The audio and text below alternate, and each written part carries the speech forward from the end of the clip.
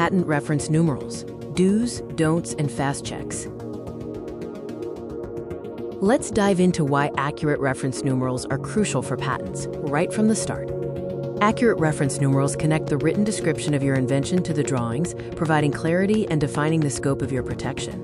Here are the best practices, the do's, for handling patent reference numerals. First, ensure consistent numbering across your claims, detailed description, and drawings. The same element must always carry the same numeral.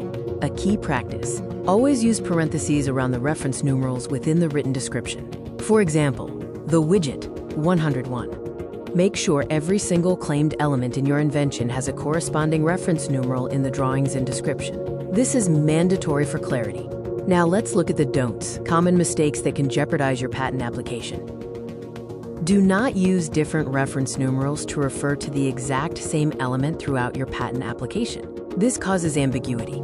Crucially, do not include reference numerals within the claim section of your patent application, especially for USPTO filings.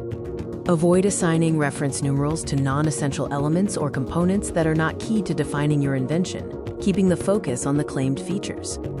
Time is money. Here are some fast checks you can perform to ensure maximum accuracy in your reference numerals.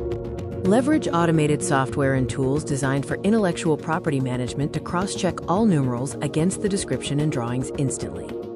Always double-check the annotations on your figures against the corresponding description text to catch simple alignment errors.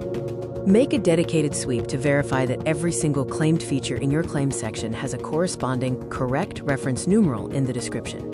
In conclusion, let's summarize the impact of reference numeral errors on the final patent validity. Following these best practices avoids confusion, speeds up examination, and, most importantly, maintains the validity and enforceability of your patent. Errors can lead to objections or even invalidation.